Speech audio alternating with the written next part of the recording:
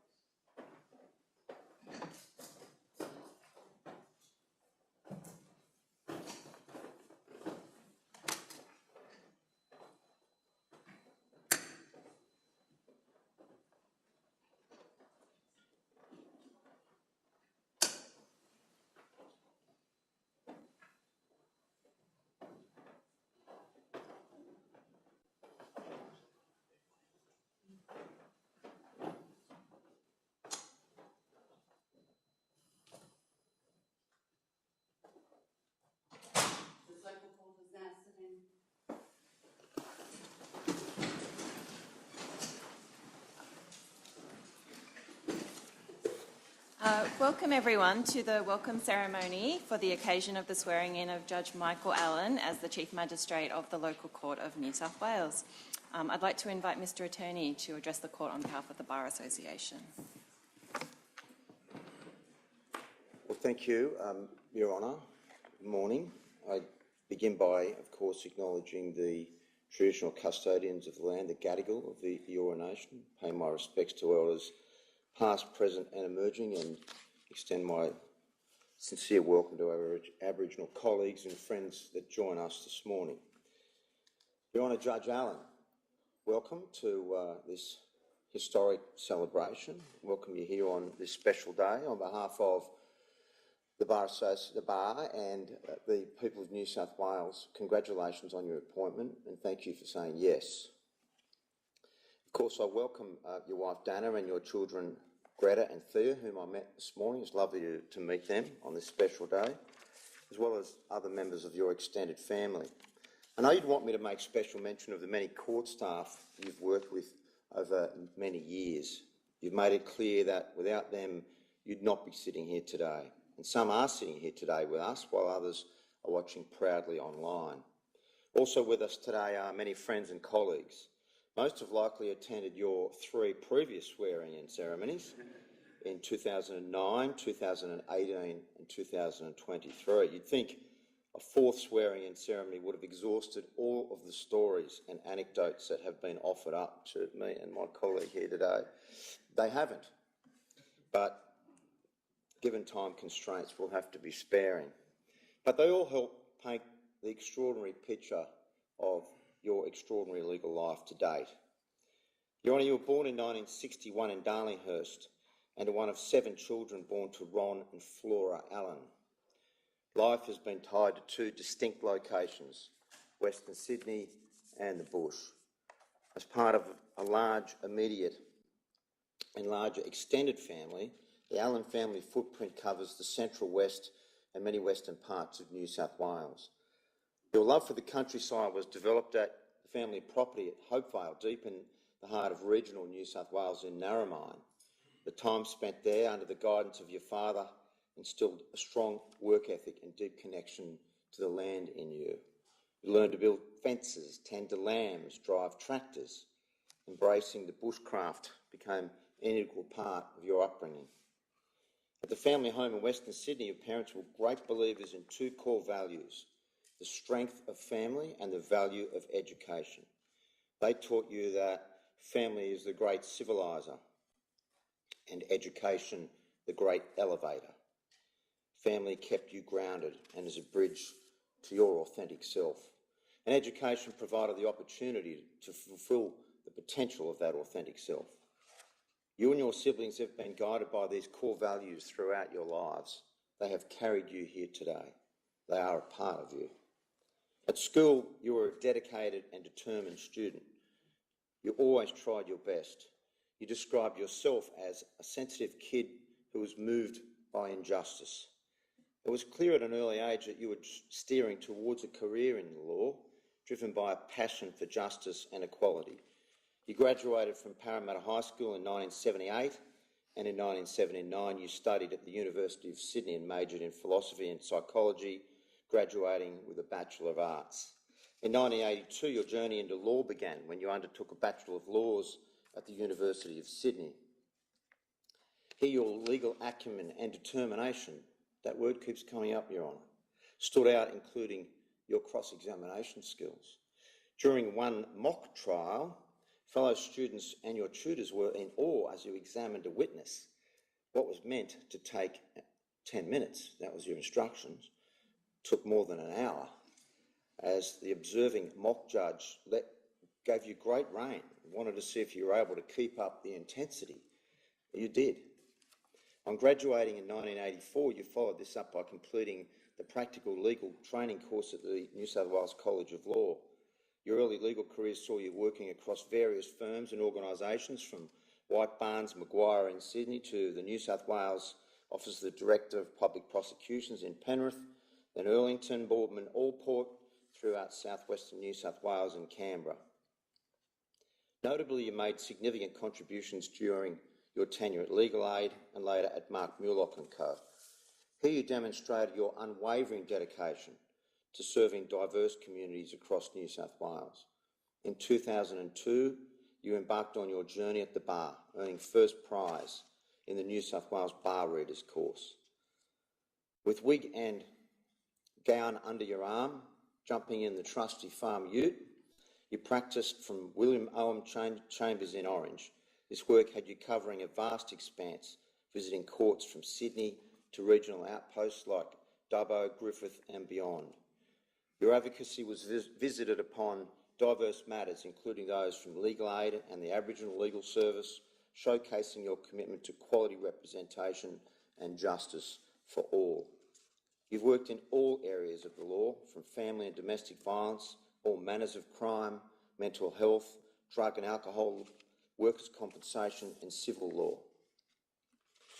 Your Honour, colleagues, opponents and judicial officers who encountered you during your time as an advocate say the same thing. You're a great lawyer and a great bloke, imbued with the best qualities and love of the law. You were a formidable opponent and ruthless cross-examiner. You're also fair, approachable and genuine. Your kindness and humility were legendary among peers and court staff. Your dedication extended beyond the courtroom, as evidenced by your venture into politics, contesting the sprawling and difficult electorate of Calare in 2007. Despite the geographical challenges, you and your family traversed every corner of the electorate. You forged connections and gained insights that would enrich your understanding of community dynamics and aspirations. You didn't win on that occasion, but like everything you've done, you made a difference. It mattered. And I'm sure your family will miss the door knocking, photo shots and handing out votes. Not. Your Honour, what I've set out would be a full and satisfactory professional life for most. The fact that it's been told in more detail in 3 previous swearing-in speeches tells us that it was only one act of an extraordinary story. Act 2 began with your appointment as a magistrate of the local court of New South Wales. Everyone that knew you celebrated this new role, especially opponents who were relieved to be no longer opposing you. All observe your passion for the local court and the role of magistrates as members of their local community. Your first posting was in 2009 at Raymond Terrace and Belmont Local Circuit Court. 2012 took you to Penrith before becoming the sole magistrate of the Bathurst Circuit. This meant not only sitting in Bathurst but hearing matters in Lithgow, Blaney, Oberon, Ralston, as well as Mudgee, Googong and Dunedoo. You've also sat on the bench at Condobolin, Warren, Lake Cargelligo, Orange, Katoomba and Wagga Wagga. All this work, as it does for all magistrates, involved a massive volume of cases, and your work continued there. Criminal matters, pleas hearings, children's matters, mental health, traffic, domestic violence and a large coronial workload. Prosecutors, defence and court staff interviewed for this speech agreed you were and still remain fully engaged with every matter that comes before you. They add that you ask hard questions, deliver tough decisions. You cannot be bullied. Above all, you are compassionate. You care about the outcome, about the person who's standing before you. You're imaginative in your judgments and sentences, and compassionately so. Several colleagues mentioned one particular matter to highlight this point. It involved a young man in custody brought before the court. His mum had been given a month to live. Her dying wish was to hold her son's hand when she passed. The man applied for bail. Despite some vehement arguments against it, you granted it without negating the seriousness of his crime or diluting the meaning of it. You told the court that your judgment reflected the man's humanity and gave credence to his mother's dying wish.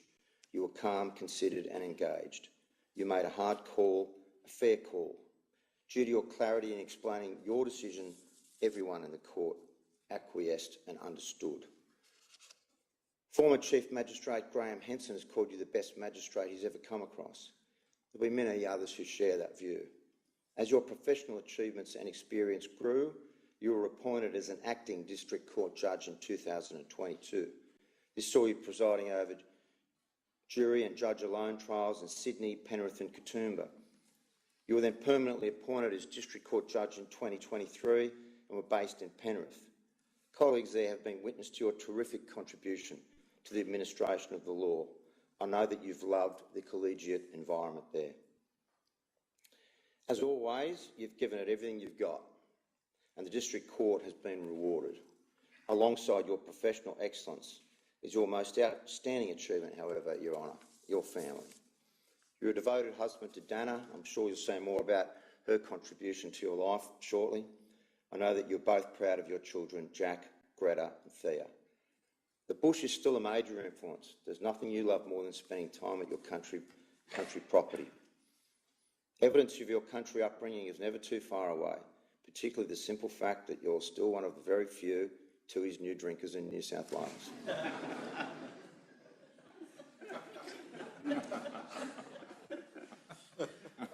Have to get you on the pale ales now that you're in Sydney, Your Honour. Some Guinness or something. Your Western Sydney roots are also clear in your support of the Parramatta Eels. Sorry about Friday night. Despite their long premiership drought. You're a rugby tragic. You love playing. Mates from your Golden Oldies team in Orange have described you as both a cheeky number 9 and a bit of a pest. They say you don't really run too much. In fact, never really did. And make no tackles. You still don't. But somehow are always central to the welfare of the team. Your friends say you're the nicest of blokes, great company, a good human. Your friends, along with your family and colleagues, know how well you'll do in your role as Chief Magistrate of this court. They believe there's no one more suitable for the role.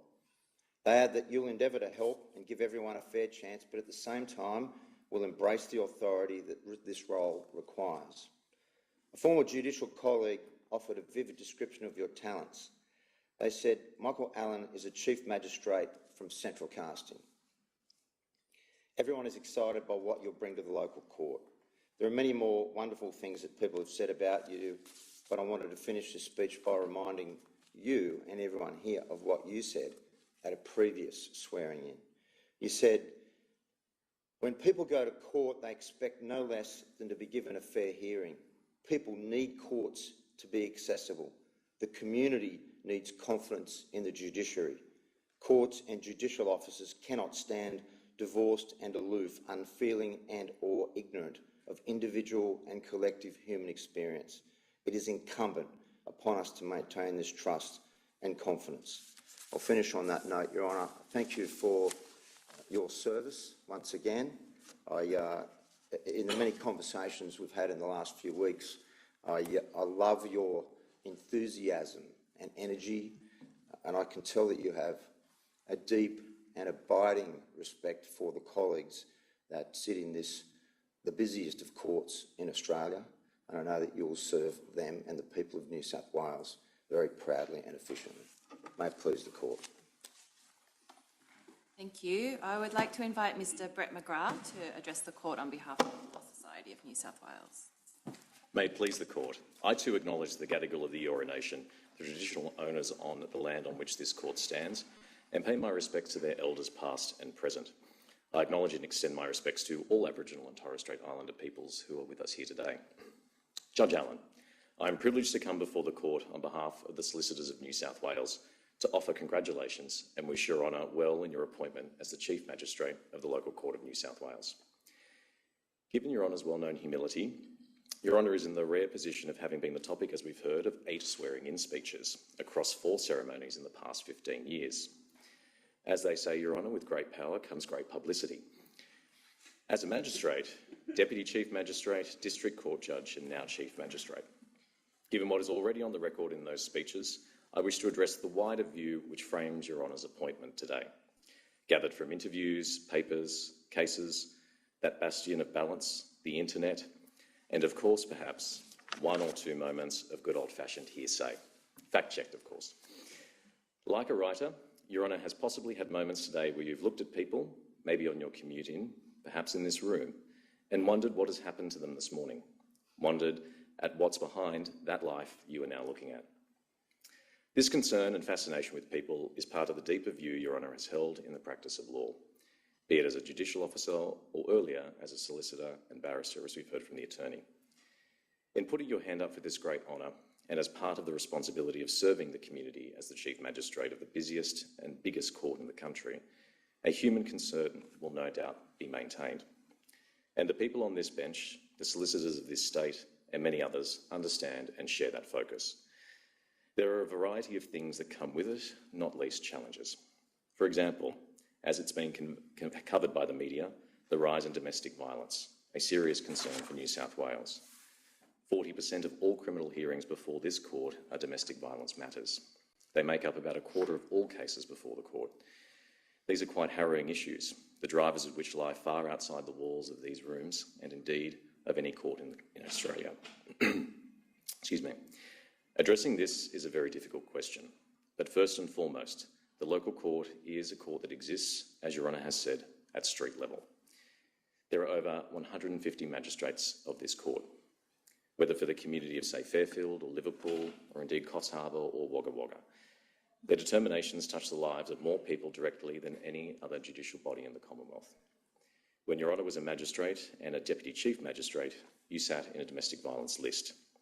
Each and every day, specialist lists, once a week in the Downing Centre, where hundreds of matters came before you.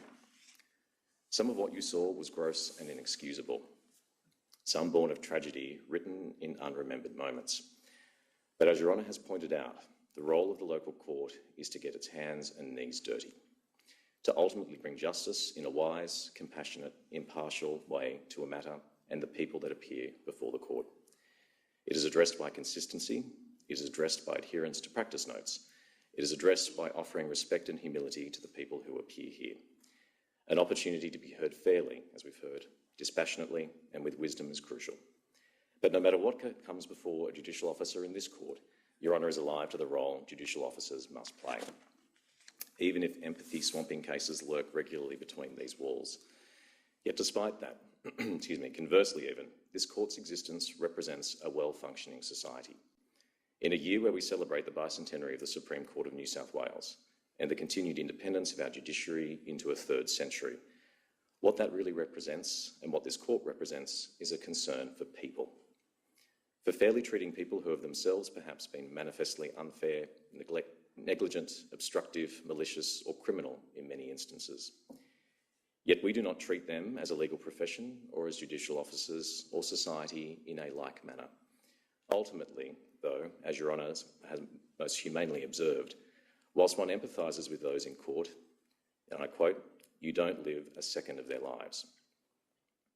Your Honour has noted that however challenging and laden with responsibility the minutes and hours of judicial office may be, and they are challenging, the 15 minutes a plaintiff or defendant might have before this court impacts their lives very directly. It often redefines the shape of their lives. What may be minutes of our time is an enormous event in the life of that individual, which makes or breaks him or her, allows that small business to survive or potentially go under.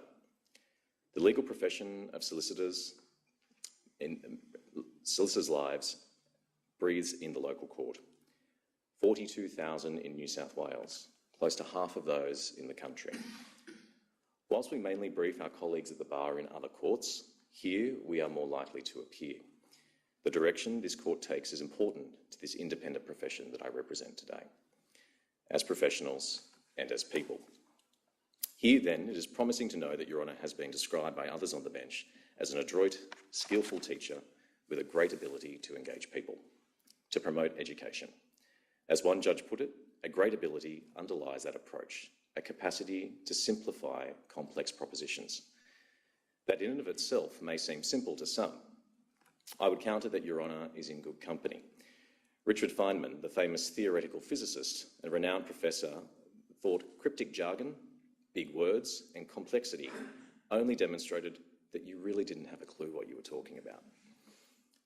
Mid-20th century American physics may seem like a long way from 21st century Sydney legal concerns, but numerous contributors to this speech noted being slightly frightened of Your Honour before getting to know you because of your huge intellect, only to learn that you were thoughtful, considered and practical, whilst being incredibly bright. To this day, one judge said, and I quote, "As soon as he opens his mouth, you know that he's going to tell you something useful." They went on to remark that not everyone in legal matters always sees the woods for the trees. But, and I quote again, Michael is far from that. He sees the woods and the trees directly. One trait that came up in conversations repeatedly was Your Honour's deep knowledge of the Evidence Act and the law. I was reliably informed Your Honour also brings a great understanding of the politics of being human, of how people fall down on their luck or become removed from the warmth at the centre of their communities and families.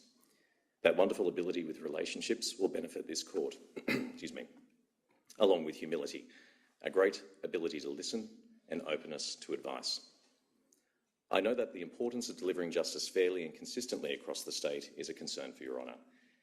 And as one from this bench put it, and I quote, "I think Michael was born for this role, although he wouldn't say it himself." But echoing the views of many magistrates, this judicial officer noted Your Honour will ensure that lawyers that use this court, that people who have matters before the court, will see a professional bench. A bench that's well trained, that is up to date on recent developments, that is consistent in the way they go about their business, and to do so with empathy for the difficulties that ordinary people face. Society trusts this and trusts the local court with this in particular. The government of the day and all governments past since this court began as representative society have trusted this court. Certainly, there have been individuals that have failed their judicial oaths, thankfully rarely. But the vast sentinel history of the rule of law that this court represents is sound. It has delivered. Today, that continues in you, Your Honour. And while amateur lessons of civic duty can sound ridiculous at these events, there are few greater places to see their importance than at the appointment of a Chief Magistrate. I know that your family have deep connections to Australia. Your Honour has experienced this land, its vastness, the quality of light in the bush, the smell of the wet rain on dry earth, more closely than most can imagine. Now this has grown into a person who understands the importance of this court to our society in our vast state, one ready, prepared and full of great ability as Chief Magistrate. On behalf of the Solicitors of New South Wales, Your Honour, my sincere congratulations, as the court pleases.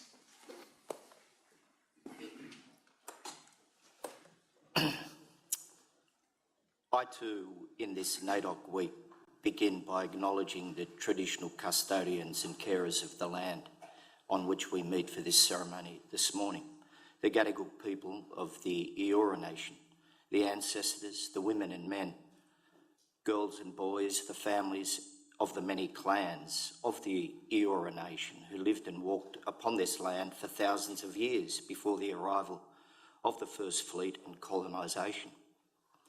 They did not surrender the land here or anywhere else in this nation or in this state.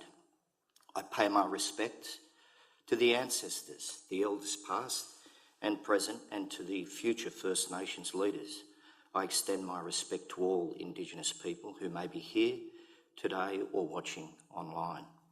I pay tribute and great honour to Australian Aboriginal and Torres Strait Islander peoples' unique and continuing cultural and spiritual relationship to all the lands, the rivers, creeks and streams, and the seas of this vast country, and their rich and continuing contribution to our society. Your Excellency, the Honourable Margaret Beazley, AC, KC, Governor of New South Wales, Mr Wilson, Attorney General, Acting Chief Justice, Sheriff, Judges of the various courts, magistrates, distinguished guests, members of the profession, my family members, friends, ladies and gentlemen, I thank each and every one of you for coming to this ceremony this morning, whether in person or online. I'm so honoured, and I thank you for taking the time from your busy days and those of you who have travelled to be here today to celebrate. Mr. Attorney, I thank you for your warm, kind and generous words. For a time I wondered who you were really speaking about. So charitable was your speech. I note you're a South Sydney Rabbitohs supporter. The last time I sat in this courtroom being sworn in was on the 21st of May 2018. That year the mighty Parramatta Eels came last and got the wooden spoon in the competition. Last Thursday night, I feel the Rabbitohs may have sealed the fate of the Eels for this year as well. I'll say no more. Mr. McGrath, likewise I'm deeply honoured by the kind-heartedness and warmth of your speech on behalf of the Solicitors of New South Wales, and I thank you so very much. Mr. Attorney, to you and your staff, in particular your Chief of Staff, Philip Kelly, but also Dylan and Rose, please accept my deep gratitude for the confidence and trust you've placed in me and the honour to serve in this most important role. I will do all in my power to live up to the trust placed in me to lead the local court of New South Wales to ensure it achieves the highest standards of distinction and recognition as the largest and busiest court in our nation. To all the staff of the Chief Magistrate's Office, Yasmin, Tess, Philip, Linda, Arissa, Anita and all in the office, my heartfelt thanks for all of your work in arranging this morning's ceremony. And I very much look forward to working closely with you again, as I do with all the wonderful and hard-working registry staff of the local court. I also wish to take this opportunity to acknowledge the work of my predecessor, Judge Peter Johnston, during his time as Chief Magistrate, and the Deputy Chief Magistrates, Sharon Freund and Theo Savdarides. Having been a Deputy Chief Magistrate myself in a previous time, I appreciate the great need for cooperation, collegiality, innovation, hard work, guidance and support for the magistrates of the court that such a role demands. It is essential to the sound performance and functioning of the court, both in the metropolitan areas and just as importantly in the regions and rural communities. I also take this opportunity to thank the Chief Judge of the District Court, judges, the registry staff, the court officers, the sheriffs and the judges' associates of the District Court. Each of you was so warmly welcoming of me and generous with your time. The District Court is blessed with some seriously great judges and people who made me feel an integral part and a highly valued member of that wonderful team. It is a tremendous honour and privilege to be appointed to judicial office, and an even greater honour and privilege to be appointed as the head of the busiest court in our country. The local court of New South Wales directly touches the lives of more people, for good or bad, than any other court in our nation. It provides access to justice for all manner of people, in bush towns, regional cities, suburban courts, and here in the Downing Centre in the city. In my words, it is the court that serves the various communities of New South Wales at street level, or in the words of a famous other, for where the nearest suburb and the city proper meet, the window sill is level with the faces in the street, drifting past to the beat of weary feet. It is the local court that witnesses firsthand the trials and travails of those who find themselves troubled or in trouble with the law, the wrongdoer or the wronged, the recently traumatised, or those who bear the scars and the burden of abandonment and marginalisation and the consequential trauma caused by the misdeeds of generations past. It is the local court to which people come or are sent, often in custody, and it is the local court where they most often, if ever only, experience the judicial process and seek justice. It is informative to cite very briefly some figures. May I say, those who know me well understand that I could not let an opportunity such as this pass without reference to numbers. Between the 1st of January 2023 and 31 December 2023, more than 376,000 criminal matters were commenced in the local court. During the same period, more than 52,000 applications were lodged for apprehended violence orders, of which more than 44,000 were applications for apprehended domestic violence orders. Approximately 65,000 civil actions were commenced between the General and Small Claims Division in the court's civil jurisdiction, and more than 7,300 deaths across the state were reported to the coroner, as well as 53 fires. In addition to this, there is the critical work of the Children's Court in the care and protection area, as well as its criminal jurisdiction across the entirety of the state. The numbers are, by any measure, simply staggering. Between 90 and 95% of all matters that are commenced in a court in New South Wales are commenced and finish in the local court. It is all the more imperative, therefore, that the words of Socrates, to which I regularly refer, spoken some 2,500 years ago, should echo most loudly and frequently in this place. That is, the role of the judicial officer is to hear courteously, to answer wisely, to consider soberly, and to decide impartially. The fundamental task of any judicial officer is to decide cases. The local court does this more often and in more places than any other court in New South Wales. I have been fortunate enough to not only have travelled to, but also have presided over cases in many and varied courts in this state, including, and I trust I've not forgotten any, Cobar, Warren, Narromine, Peak Hill, Wellington, Gilgandra, Katoomba, Lithgow, Oberon, Bathurst, Blaney, Orange, Dunedin, Golgong, Mudgee, Rylstone, Parkes, Forbes, Condobolin, Lake Cargellico, Cowra, West Wyalong, Young, Wagga Wagga, Raymond Terrace, Newcastle, Belmont, Penrith, Parramatta, and of course here in the Downing Centre. You no doubt feel the vibe, all the tourist hotspots.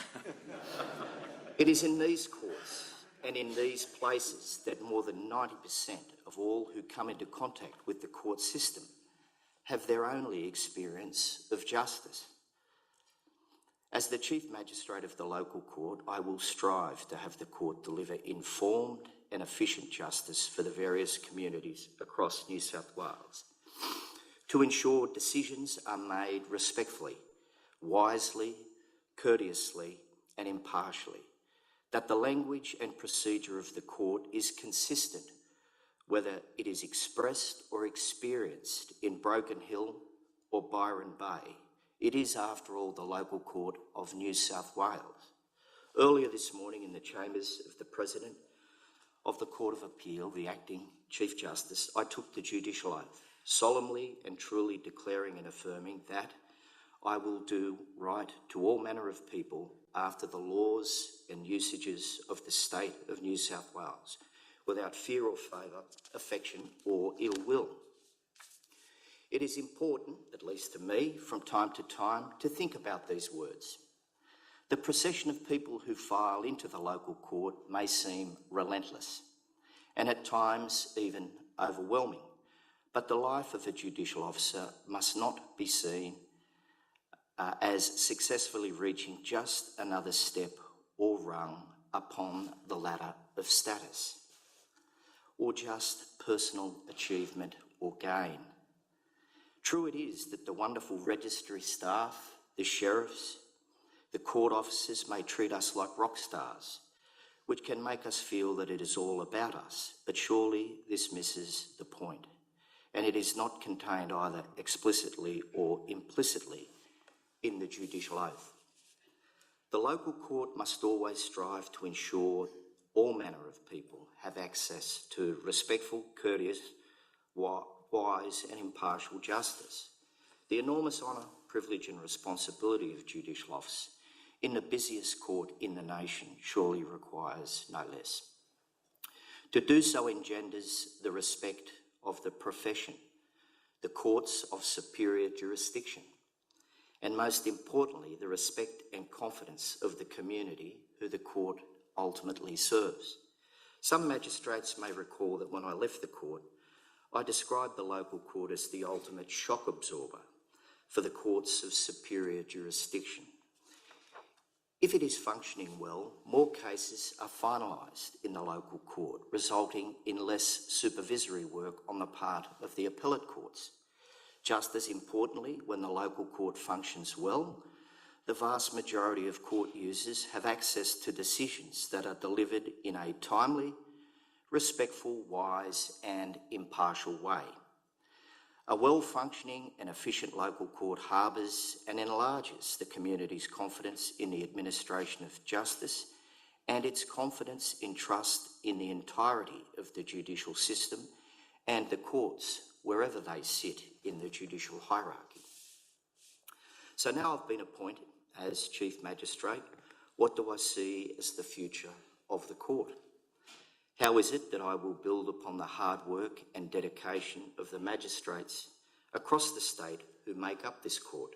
The first is to recommit to and re-emphasise collegiality amongst all magistrates.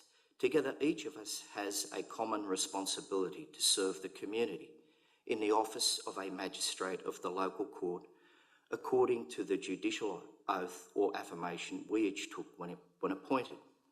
Whilst each of us must act according to our own judgment and or discretion and do so independently, that should never equate with isolation or solitariness.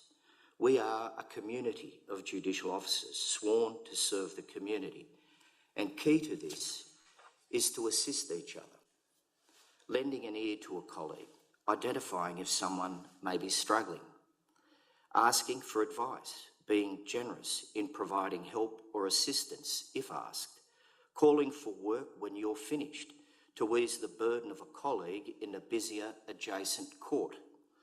Use one another to discuss your day, to debrief or unwind from the sometimes relentless nature of the work and the caseload.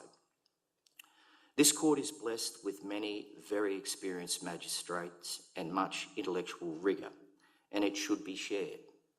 Always remember the great privilege and trust that has been placed in you. It is a wonderful position to inhabit in our community. There is always plenty of kindness, humour and goodwill to utilise and put to good use. My door will always be open. Secondly, I have a steely commitment to ongoing education for new and not so newly appointed magistrates in a close collaboration with the wonderful staff at the Judicial Commission headed by Una Doyle. The local court has always shared a very close and frankly unique relationship with the Judicial Commission. The ongoing commitment to the continuing education of magistrates, from pre-bench through mentoring to orientation after about 12 months on the bench, regional conferences for country magistrates, and the metropolitan seminars and the annual conference. The court has been fortunate to historically have had such a high standard of judicial education, and I am committed to an even greater emphasis on continuing education to assist magistrates competently address the changing landscape and aid in their court craft and to foster their welfare. Thirdly, I am a great devotee of mentoring, again clearly mindful that as judicial officers, we must act according to our own judgment and independently. As a magistrate, then Deputy Chief Magistrate and a judge, I witnessed firsthand the support and comfort that a well-matched mentoring partnership brings to both the mentor and the mentee. It is a proven way to address those feelings of isolation and anxiety that all judicial officers, particularly those recently appointed, may feel at times in their life on the bench. I am committed to reintroducing a mentoring program again in collaboration with the Judicial Commission to further assist those newly appointed magistrates, now and in the future, to aid the transition into the role of a judicial officer more smoothly. Fourthly, to restore the greater involvement of magistrates in the country and regional towns and communities. Service to the community does not stop at the outer suburbs or the foot of the Blue Mountains, but extends well beyond, to the north, south and west. People in country towns deserve the same access to justice as those living in suburban Sydney. Access to justice should never be contingent upon one's postcode or socio-economic status. We as judicial officers swear an oath to serve the community, and that includes the entire community of New South Wales. It has long been my experience, and I'm sure that of other magistrates, that when you are part of a country community where your kids play sport in the community, you shop at the local supermarket, you go to the local movie theatre or eat at local restaurants, you experience much of what others in that community experience. In such a context, the decisions a magistrate has to make, in the many cases before the court, sometimes reported in the local press, or at the very least along the Bush Telegraph, in my experience are more widely understood and certainly more informed. Further, the court, I am convinced, needs to maintain its focus on its core responsibility, that is, to decide cases. It must continue to do so with an understanding that the role of the court and the magistrates who constitute it is to serve our community. This, I believe, will enhance the respect this court warrants from the profession, the courts of superior jurisdiction, and most importantly, from the community.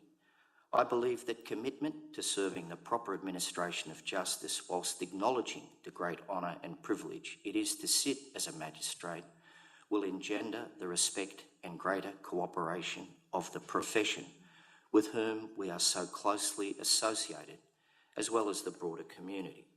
While judicial independence is crucial to the rule of law, the court and the magistrates are part of the wider legal profession.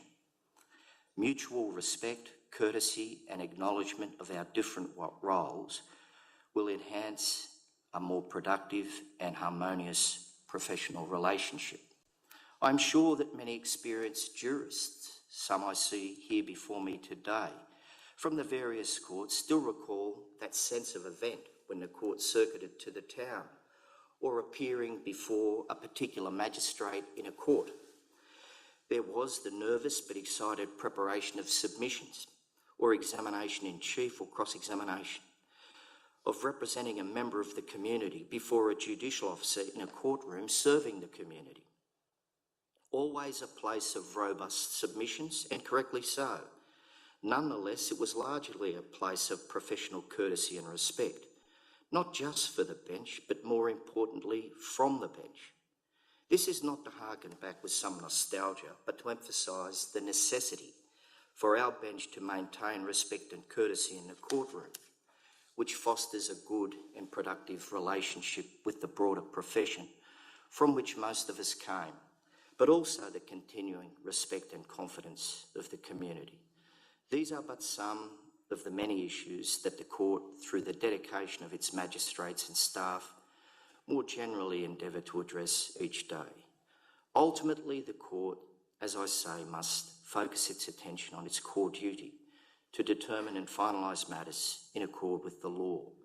There is little serious debate that it is this court that deals with the many in our community who have been left behind or, more sadly, forgotten.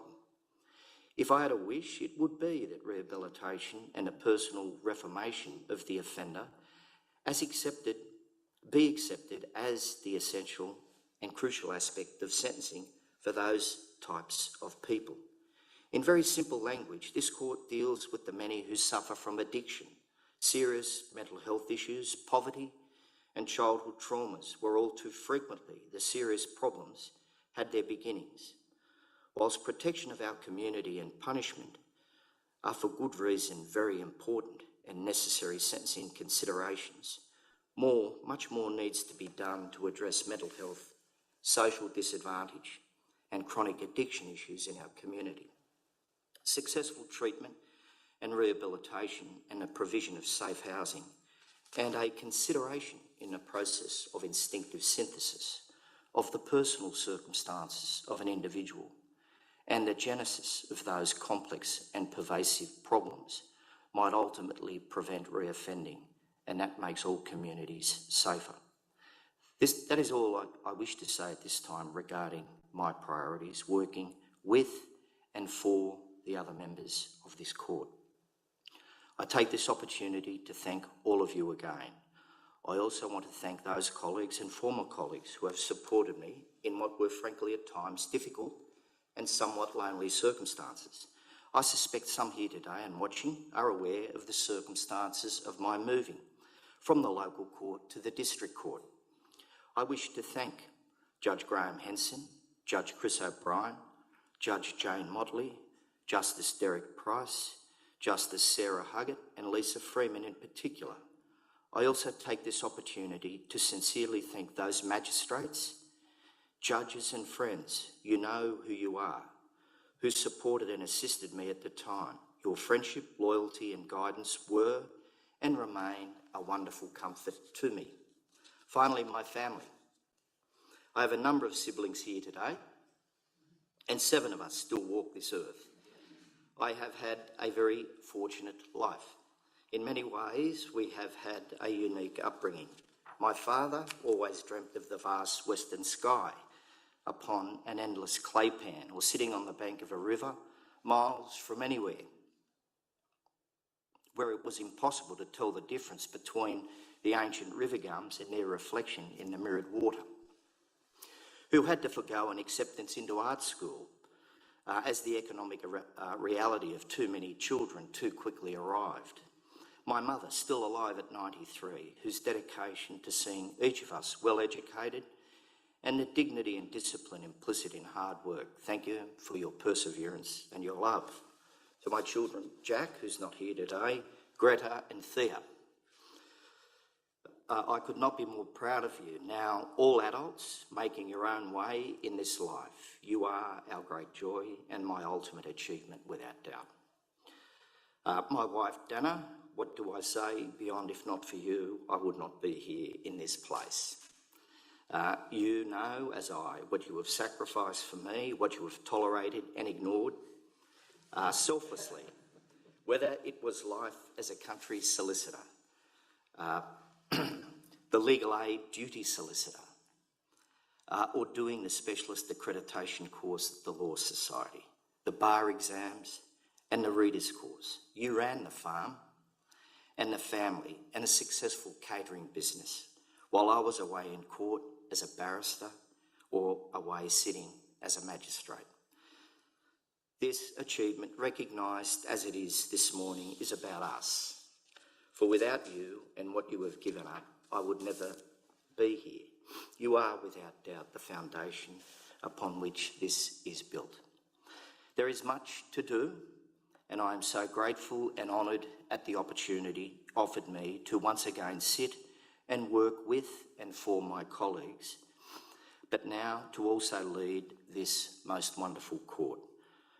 I would now like to invite each of you to attend morning tea and coffee in the conference and common room through the door on your right. The court will now adjourn.